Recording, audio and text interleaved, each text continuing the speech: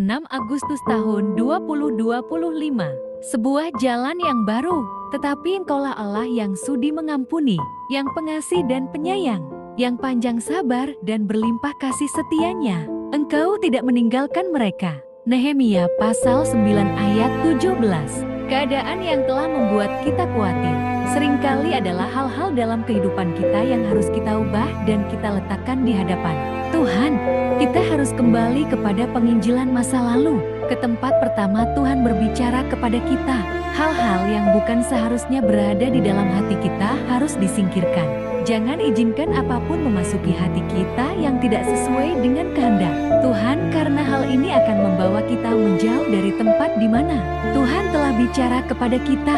Tuhan akan menolong kita jika kita kembali ke tempat yang telah ditetapkan Tuhan. Berpalinglah dari dosa dan ambillah jalan yang baru.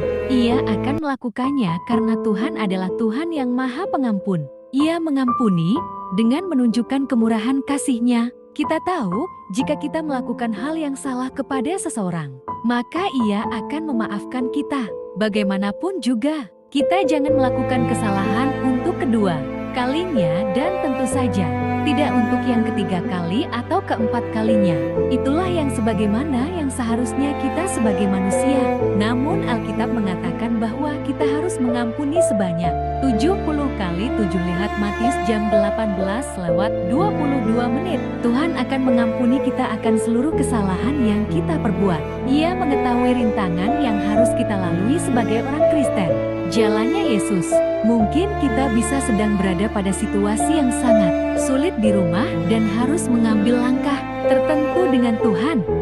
Pembaca yang terkasih, Tuhan itu akan selalu berada bersama kita. Tuhan itu akan menjadi kekuatan kita. Ia akan menolong kita. Mari kita kumpulkan semangat kita. Pandanglah akan Yesus Kristus. Buatlah keputusan di dalam hati kita dan katakan, hari ini kita membuat pilihan untuk mengambil jalan menuju kekekalan. Jalan menuju surga, yaitu jalannya Yesus. Yesus berkata, Akulah jalan dan kebenaran dan hidup. Tidak ada seorang pun yang datang kepada Bapa kalau tidak melalui aku. Yohanes 14:6. Jika kita sudah tersesat atau jika kita ini bukan seorang Kristen, tapi kita tahu saat ini adalah jalan yang harus kita tempuh. Kemudian laluilah jalan itu.